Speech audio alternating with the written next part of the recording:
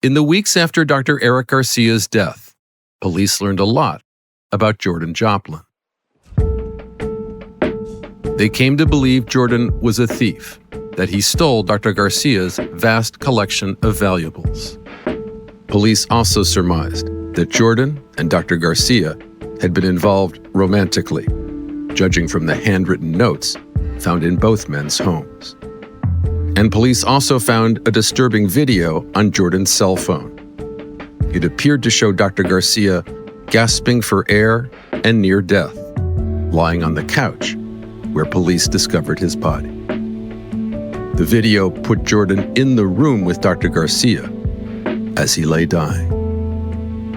But damning as the video was, it wasn't quite a smoking gun. Police knew Dr. Garcia's ultimate cause of death was a morphine overdose. But remember, no morphine had been found in Dr. Garcia's house.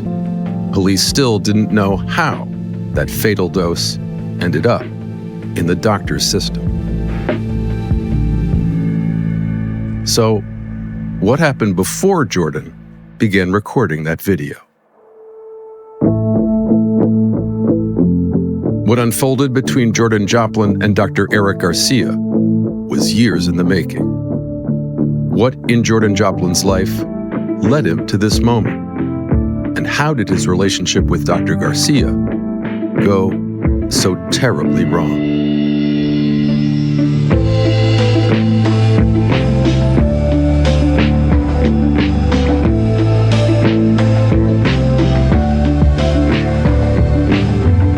I'm Chris Connolly. From ABC Audio in 2020, this is Cold Blooded: Mystery in Alaska. Episode 5, Jordan.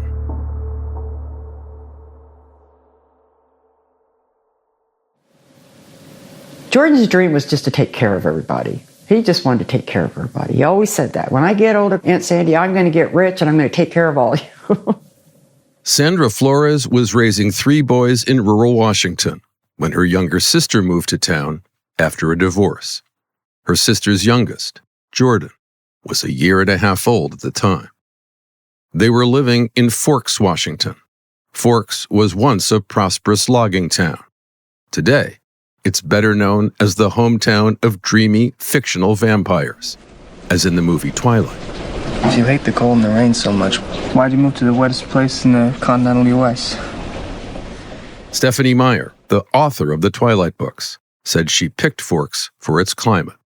She thought it was a logical habitat for vampires. For young Jordan, the dark, mossy woods were a place to explore and expend almost endless kinetic energy. And Sandy says Jordan spent his childhood climbing trees and catching snakes. Because he was curious. He was rambunctious. But it got rough for him after a while because he was very impulsive, I think is the word to use. He would, instead of thinking about it, he would just do something and then go, oh, wow, that was fun. Let's do it again. Jordan was one of 5 children in the house. He had 2 older sisters from his mom's previous marriage, plus his stepdad's 2 kids. In that busy household, Sandy says she thinks Jordan often felt overlooked. I think Jordan was getting into trouble for attention. And I think that's what it was. He realized he was getting more attention getting into trouble than doing good things and not getting attention. And we told him that. We straight up told him that. You're doing this just to get attention. And he's like, oh yeah, nobody pays attention to me. And he's right. He was right. Sandy says she thinks Jordan especially craved attention from his mother. Jordan looked for a lot of solace from his mom, which she gave him. You know, she gave him a lot of love and comfort that he really needed, that he couldn't get anywhere else but from his mom. But as Jordan got older, it seemed he was able to find love and attention in other places. Jordan had lots of girlfriends. I met lots of girlfriends. He'd have to bring them by and show Aunt Sandy, this is so-and-so, Aunt Sandy. I met her and so-and-so. We're really in love. It's like, okay. Well, the next month it'd be somebody different. He was very high energy. And so that was just, that positivity was kind of infectious. Jordan was all grown up by the time he started dating Jessica Everton. They met in Bonnie Lake, Washington, working at a food bank that was run by Jessica's father. Jessica knew Jordan was there for community service. What she says she did not know is that it was ordered after Jordan was convicted of 2 felonies, after abandoning his car and then claiming it had been stolen. Investigators became suspicious when they noticed Jordan had filed an insurance claim 3 hours before reporting he had left the vehicle on the side of the road. Jordan began doing his community service, and soon he and Jessica were seeing each other. His zest, his positivity, he was intoxicating. He was very, very big into his appearance, and so he was big into his muscles. He was definitely good arm candy. But Jessica says Jordan's focus on his appearance wasn't only to keep her interested. He was an aspiring stripper. How did he look with his shirt on? Gorgeous. You would take him out and meet your friends with him? Yes. Usually he would perform some kind of sexual dances with them if we were out at the bar. I would tell him how I did not appreciate those dance moves. I didn't need to see him having sex with my friends on the dance floor. Jessica learned to live with Jordan's gyrations. But in December 2010, Jessica says, she got a wake-up call. We were shopping at Walmart, and then we walked out, and as we walked out, we got swarmed. They're accusing me of stealing, and I'm flabbergasted. Walmart security accused the couple of shoplifting a number of GPS units from the store. The police showed up, and we were arrested. We were both placed in the same squad car. The police report noted that Jessica and Jordan both said the theft was his idea, but both were charged. And what happened to the charges against you? They ended up getting deferred because I wanted the whole thing over behind me.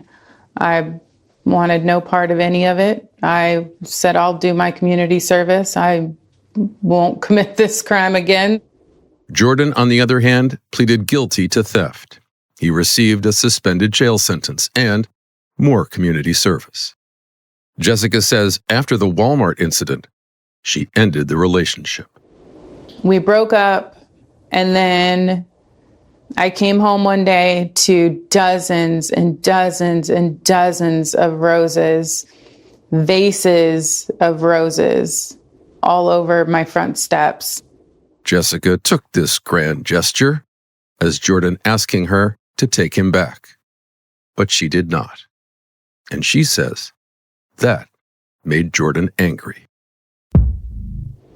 Jordan's not very nice when he's angry. So when I quit responding to his phone calls and to his text messages, and when I block him, then he starts having other people call me and text me. What are those messages saying that you're getting? At one point it was, if I can't have you, nobody can. He did have somebody call me at work. It was a female. I'm not sure who this female was, because when I got on the phone, it was him saying he wanted me to take him back, and he started threatening my family. I knew the lengths he was going to try to get in touch with me. I didn't put it past him. Jessica took action. I went to the courthouse. I told them exactly what he did, exactly what he said. I get a restraining order against him. What happened after you got the restraining order? He stopped. In court papers, Jordan Joplin denied all of Jessica's claims. He said he had moved on with his life and had a new girlfriend. And other women in Jordan's life remember him in more positive terms. I used to work in public transportation as a dispatcher, mainly with taxis. Back in 2012, Crescenta Lawrence was on duty and down in the dumps. She says that's when a kind stranger came into her life. On a horrible day of mine, he randomly called and was asking for a cab, but he noticed that I didn't sound too upbeat or too ecstatic, I guess. He asked me if I was okay and told me his name. And he was like, you know what? I think I just want to hang out with you. And I was really down in my life at that time when he called. And I just felt so lifted. I actually did meet him for a drink one day. And I just sat there and listened to him talk. The stranger, of course, was Jordan Joplin. Over the course of that drink, and in the days and months after, Crescenta says she and Jordan became close friends. She says Jordan opened up about his life, about his travels, and about his son, whom he loved deeply. And she says Jordan listened to her troubles. He became her rock. Jordan made certain to be there, helped me with the bills when I didn't even ask for it. He was an angel. I was just happy to be a piece of furniture in his life.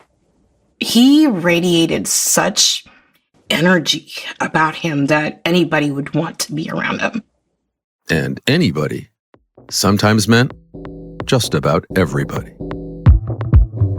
He was so confident he'd have 2-3 girlfriends out at the same time, as a matter of fact, in the same truck, showing up at my house. One of the girls, she goes, I don't know what it is, but I can't seem to stay away from him.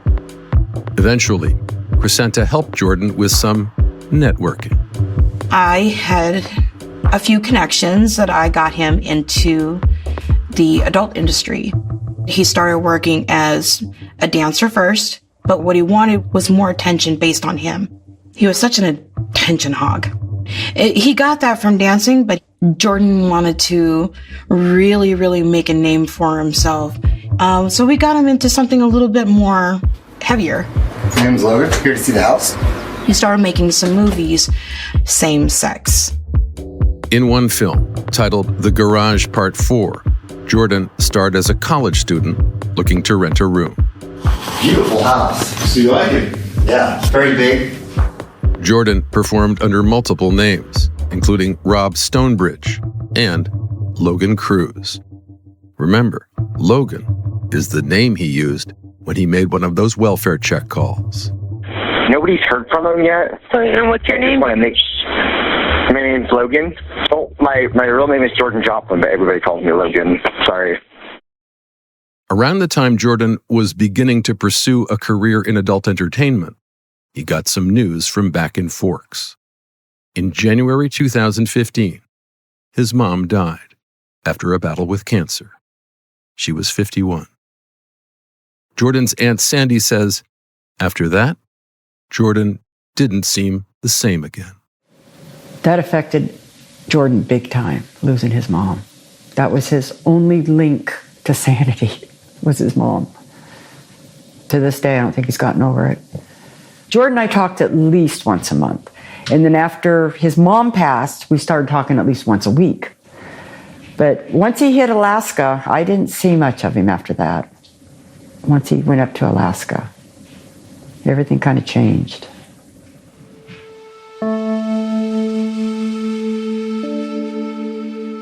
Over the next 2 years, Jordan made frequent trips to Ketchikan, Alaska, to visit Dr. Garcia. Dr. Garcia sought to keep the relationship a secret, telling loved ones close to nothing about Jordan. But after his death, those secrets came out.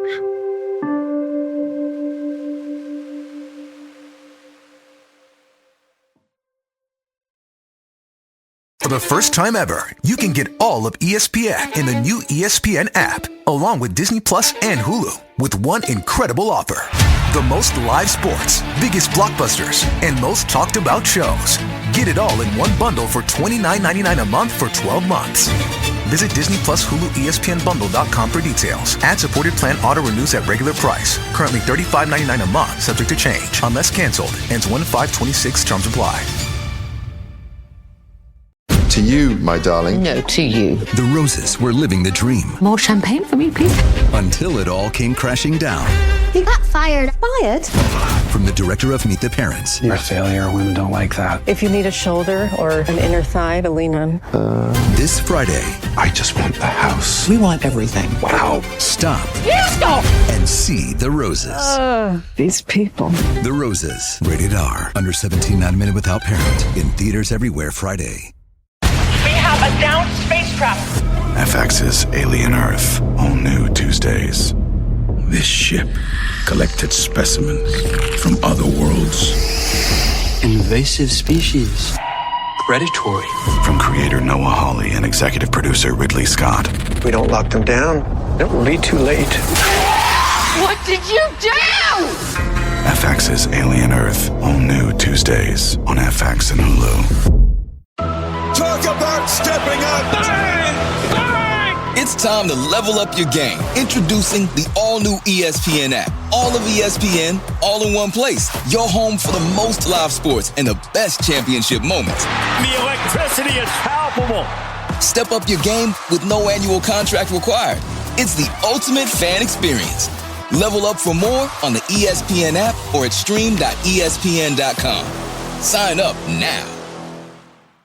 Tonight. Let's go. The Nader sisters trade the Bayou. We didn't have a lot of money, but we had each other. For the Big Apple. Being the supermodel, I was introduced to this hustle bustle lifestyle, and I wanted to bring my sisters along for the ride. Welcome to your new messy addiction. You can take the girl out of Baton Rouge, but you can't take the Baton Rouge out of the girl. The Nader sisters, we run in a pack. I'm Mary Holland. I'm Grace Ann. I'm Sarah Jane. I'm Brooke. And I run the show. Love Thy Nader, tonight at 9 on Freeform, and all episodes next day on Hulu. You've seen the headlines, heard the debates. The three-point ball has created a monotonous rhythm to the game, and others. Has the three-pointer ruined basketball? And how did we get here? The rise of the three-point shot can be partially traced to an eccentric Kansas genius named Martin Manley, whose story didn't turn out quite the way he imagined. I decided I wanted to have one of the most organized goodbyes in history. 30 for 30 podcast presents Chasing Basketball Heaven. Available now, wherever you get your podcasts. The story of Jordan Joplin's life contained chapters that were quite risque. Friends say he dated multiple women at once, worked as a stripper, acted in adult films, and grew cannabis without a license. Sometimes his impulses took him not just outside polite society, but outside the law, and he had the rap sheet to prove it. Dr. Eric Garcia's life could not have been more different. His path in life was a picture of respectability. As a teenager, he'd become fascinated by medicine. He went on to become a skilled surgeon, beloved by his colleagues and patients. In his free time, he traveled the world, often treating his mom and dad to luxury cruises. He was a good son, a good doctor, and one would think he might have made a good life partner. But loved ones say Dr. Garcia's devotion to work often left little room for a personal life. Here's his brother, Saul.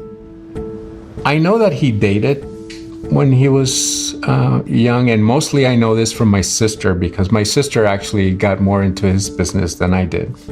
So I think I left those topics alone. Saul didn't discuss romantic matters with his older brother. That's just how their relationship was. And as years went by, that's how it stayed. I got married, my brother got married, my sister got married. Then it was just him that hadn't been married. I was wondering, will he get into a relationship with somebody? And but as time went on, I realized that that was just not in his cards. By all accounts, Dr. Garcia was kind, charming, accomplished, and of course, flush with cash. Why hadn't he found someone to share his life with? The easiest explanation was his work, that he was totally devoted to his job. But Saul Garcia suspected there might have been something else that his brother was grappling with. I never really challenged him or questioned him as to, his preferences. But certainly it would have been something hard to discuss with my mom or my dad. So I think my brother saw that too, so he didn't want to go there. A few years after moving to Ketchikan, Dr. Garcia went to the doctor himself after experiencing shortness of breath. He was told he needed heart surgery. We mentioned this in episode 2. He was medevaced to Seattle, where doctors performed a triple bypass. Saul Garcia remembers that brush with death as a turning point. I was there for the surgery and afterwards, and I don't know if it was the anesthesia or the sedation that they gave him, but he was like, "Oh, I love you so much." And I mean, he was just expressing that he should have been with us more, that he spent so much time, working. And well, I mean, he kind of fell into a little bit of a depression right after, and he reevaluated his life, and he thought, well, maybe it's time for me to enjoy my life some more. It was around this time that Jordan says he gave Dr. Garcia a massage and that the doctor tipped him $500. He had been without any relationship, without anything for so many years, so lonely. Carlos Gonzalez was one of Dr. Garcia's closest friends. He knows that he's older now, and I believe it's kind of like catching up all those things that he has missed through his life. Loved ones say, even if they weren't privy to Dr. Garcia's full romantic history, their impression was that his experience with dating was very limited. And even with his renewed interest in romance, Dr. Garcia remained the same as he ever was in one key way. Totally private. He never mentioned anything about any type of relationship or romantic involvement with anybody or anyone. He kept a lot of his personal life to himself. I didn't know a lot about him until after his passing. Bob Jackson, Dr. Garcia's realtor turned friend. Remember, Bob was among the first people in Dr. Garcia's life to meet Jordan Joplin. It was that chance encounter at Bob's office where Dr. Garcia clammed up and seemed eager to get his new friend out of there. I didn't even ask who he was. I mean, and Dr. Garcia introduced him as his friend. And after that said almost nothing. So the whole thing was awkward. On that day in Bob's office, Bob says Dr. Garcia seemed to freeze. He seemed unwilling or unable to explain who Jordan was, or who Jordan was to him. In hindsight, his loved ones wondered, had Dr. Garcia, this deeply private man, inexperienced in love, had he gotten in over his head?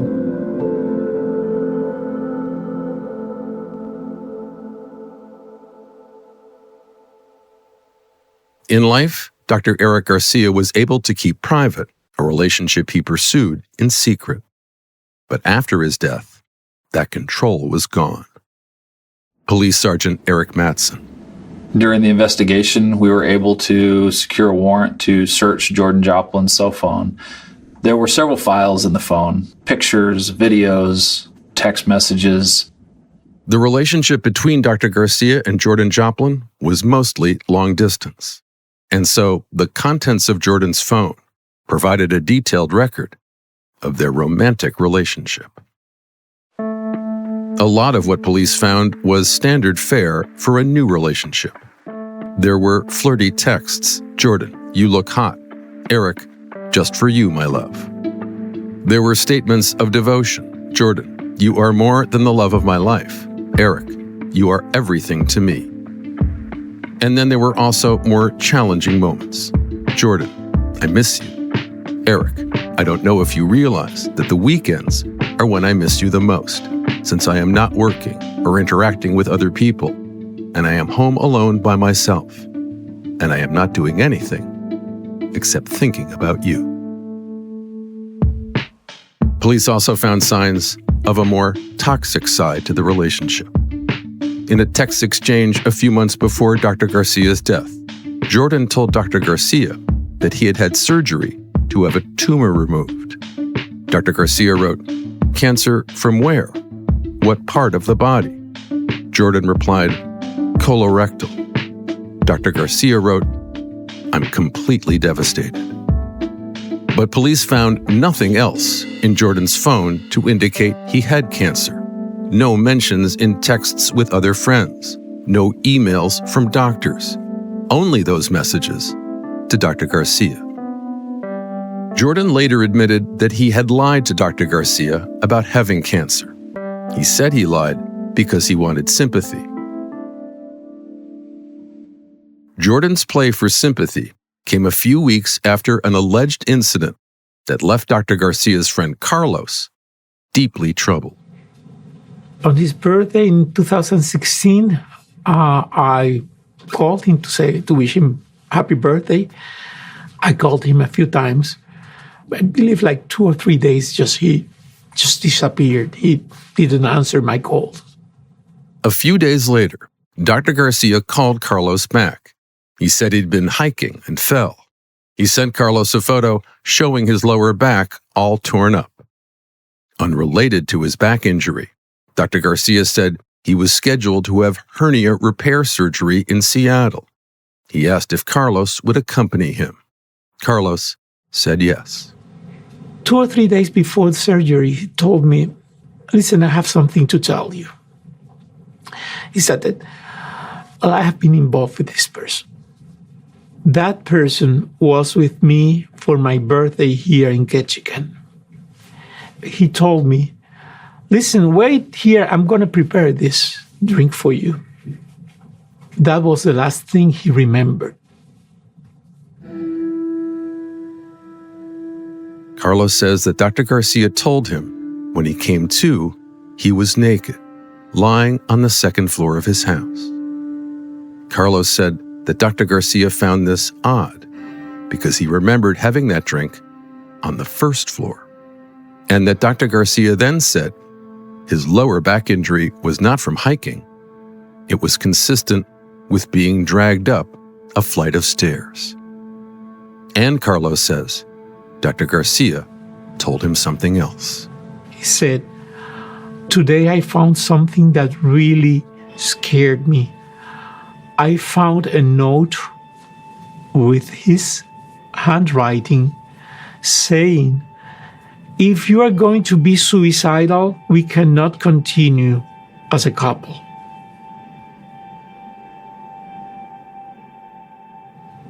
And I said, "You have to call the police. You have to call the police. This is dangerous."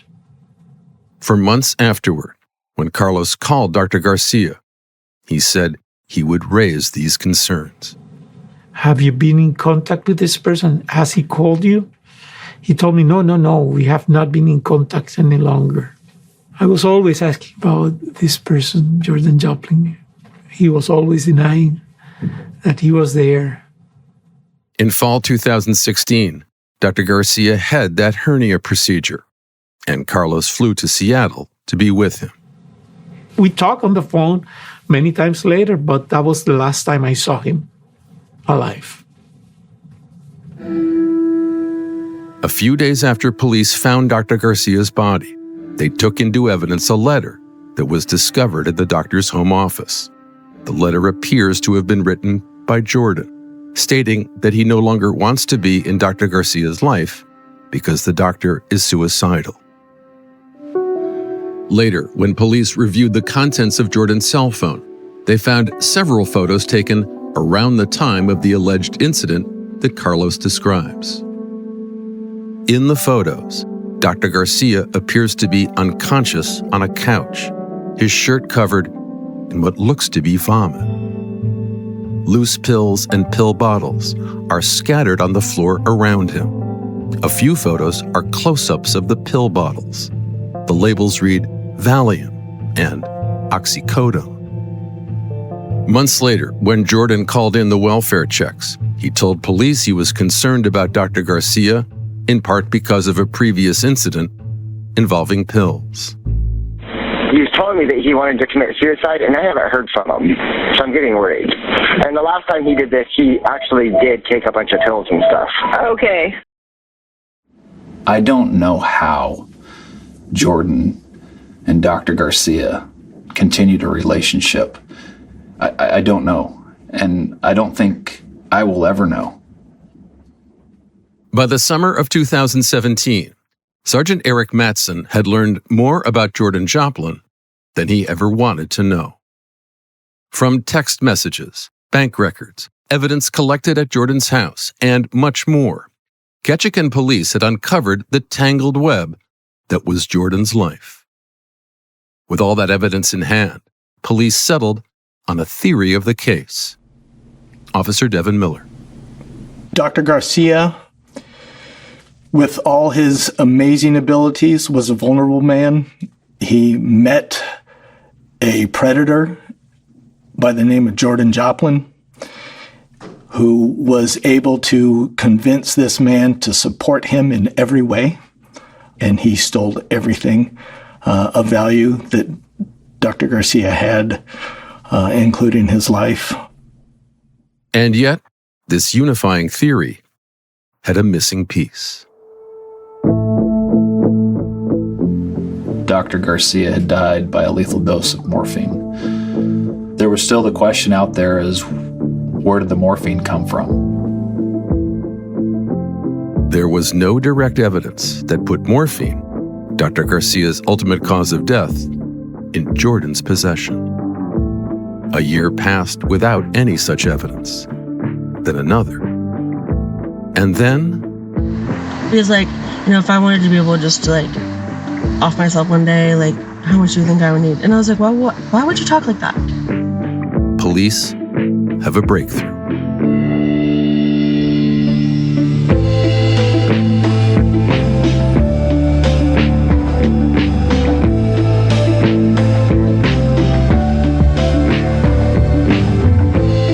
Cold-Blooded, Mystery in Alaska is a production of ABC Audio and 2020.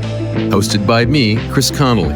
Produced by Camille Peterson, Shane McKeon, and Kiara Powell. Edited by Gianna Palmer. Our supervising producer is Susie Liu. Music and mixing by Evan Viola. Special thanks to Liz Alessi, Katie Dendas, Janice Johnston, Joseph Reed, Gary Wynn, Xander Samaras, Chris Donovan, Michelle Margulis, Tom Berman, Sandy Evans, and Pat Lalama. Josh Cohan is our director of podcast programming. Laura Mayer is our executive producer.